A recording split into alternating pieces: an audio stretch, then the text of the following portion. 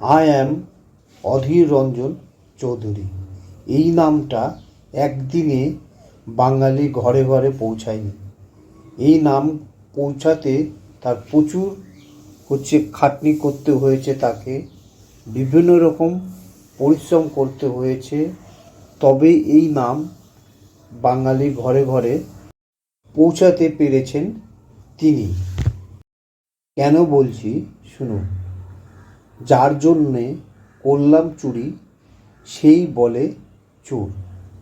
অর্থাৎ কংগ্রেসের জন্য তিনি আগা থেকে গোড়া পর্যন্ত যে হারে পরিশ্রম করেছেন এবং যেভাবে প্রচার করেছেন, তাকে সবাই এক ডাকে চেনে অধীরবাবু। তিনি খুব ভদ্রলোক এবং তিনি খুব ভালো লোক। যে সময় লোকসভা ভোটে কংগ্রেসের একের পর এক নেতা মন্ত্রী সব হারতে শুরু করেছে, যখন সেই সময় কংগ্রেসের অধীর রঞ্জন চৌধুরী বহরমপুর ও মুর্শিদাবাদ লোকসভাকে তিনি তার দখলে ধরে রেখেছিলেন। এবার যখন কংগ্রেসের তলানিতে চলে গিয়েছে, তখনও তিনি বারবার করে জিতে প্রমাণ করেছেন তিনি একজন কংগ্রেসের সৈনিক। কখনো নিজেকে আলাদা করে রাখেনি, কংগ্রেসের সঙ্গে যুক্ত করে রেখেছিলেন তিনি। পশ্চিমবঙ্গে বিধানসভা ভোটে বা লোকসভা ভোটে বা পঞ্চায়েত ভোটে তার যে দলের নেতা কর্মীরা তার হয়ে যে লড়াই করে, সেই সমস্ত জায়গায় তাদের নেতা, ছোট ছোট নেতা বা তাদের কর্মীরা মার খায় এবং কারো মৃত্যু পর্যন্ত হয়, কারো ঘর বাড়ি পর্যন্ত উড়িয়ে দেওয়া হয় শাসক দলের দুষ্কৃতির দ্বারা।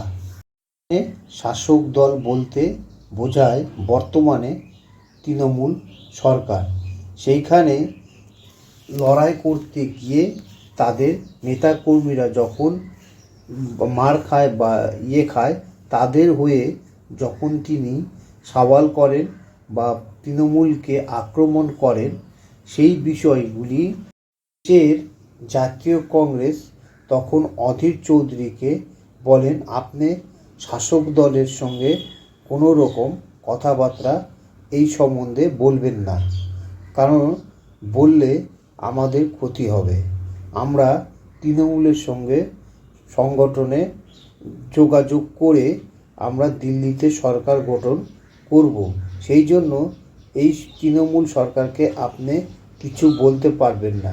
কিন্তু অধীর চৌধুরী সেই কথাকে পাত্তা না দিয়ে বারবার বর্তমান রাজ্য সরকারকে অ্যাটাক করেন, যার জন্য এটা জাতীয় কংগ্রেসের কাছে খুব খারাপ লাগে। তাই জন্য তাকে তার পদ থেকে হটিয়ে দিয়েছে। কিন্তু অধীর চৌধুরী যে অবদান কংগ্রেস, সেটা ভুলতে পারবে কিনা সেটা এখন বিভিন্ন মহল থেকে প্রশ্ন উঠেছে। কেননা কংগ্রেসের হয়ে একসময় এই অধীর রঞ্জন চৌধুরী বিভিন্ন রকম সওয়াল জবাব করেছেন আমাদের বর্তমান কেন্দ্রীয় সরকারকে। এবার আমাদের নতুন কংগ্রেস সভাপতি শুভঙ্কর বাবু। এই শুভঙ্কর বাবু অত কথাবার্তা বলে না। তিনি বর্তমান রাজ্যের শাসক সরকারের এগেনস্টে প্রোটেস্ট করবেন কি না সেটা এখন বলায় বাহুল্য। ইতিমধ্যে তিনি সভাপতি নতুন পদ পেয়েছেন রাজ্যের হয়ে। তিনি এখন কি করেন সেটাই দেখার বিষয় হয়ে দাঁড়িয়েছে। সম্পূর্ণভাবে বর্তমান রাজ্য সরকারের হয়ে থাকবেন না তিনি কংগ্রেস দলকে চাঙ্গা করবেন, সেটা ভবিষ্যতই বলবে। বেশিরভাগ সময় খবরের চ্যানেলে দেখা গিয়েছে বসে ডিবেট করতে, কিন্তু তাকে কখনো মানুষের হয়ে রাস্তাঘাটে লড়াইয়ে সেভাবে খুব একটা দেখা যায়নি। কিন্তু অধীর চৌধুরীকে রাস্তায় দেখা গিয়েছে এবং প্রেস কনফারেন্সেও তাকে দেখা গিয়েছে, কেননা তিনি পরিষ্কার কথা বলেন এবং স্পষ্ট কথা বলেন। তাকে রাস্তায় কংগ্রেসের বিভিন্ন রকম প্রোগ্রামে তাকে দেখা গিয়েছে, তাকে কখনো কলকাতায় দেখা গিয়েছে বা কখনো বহরমপুর বা মুর্শিদাবাদেও তাকে দেখা গিয়েছে।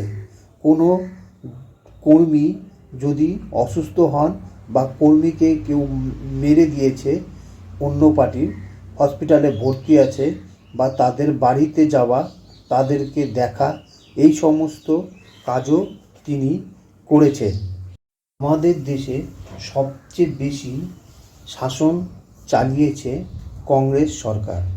সেই হিসাবে দেশের কী বা উন্নতি করেছেন বা কী বা করেছেন, বেশিরভাগ ক্ষেত্রে তাদের নাম দিয়ে বিভিন্ন রকম স্টেডিয়াম থেকে শুরু করে, প্লেন ঘাঁটি থেকে শুরু করে, বিভিন্ন রকম সড়ক থেকে শুরু করে তাদের নামে করেছেন, কিন্তু দেশের জন্য কি করেছেন খুব একটা পাওয়া যায় না। বরঞ্চ সেই হিসাবে বিজেপি দেশের জন্যে অনেক কিছু করেছেন। তারা মাত্র 2014 সাল থেকে 2024 সাল, এই 10 বছর 11 বছরের মধ্যে তারা বিভিন্ন রকম কাজ করেছেন।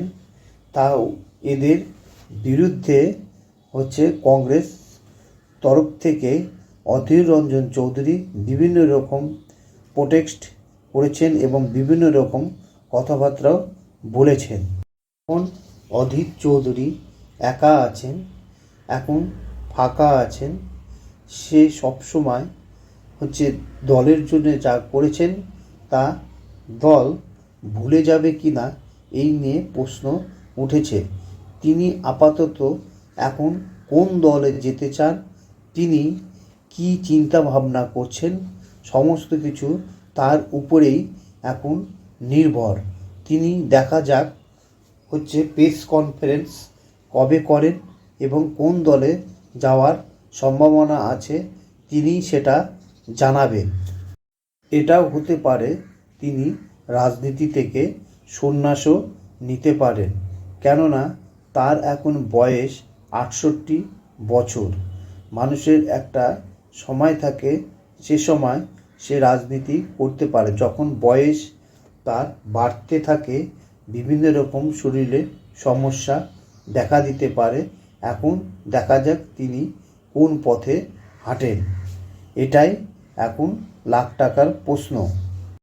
জন্যে বলছি, যার জন্যে করলাম চুরি সে বলে আমায় চোর।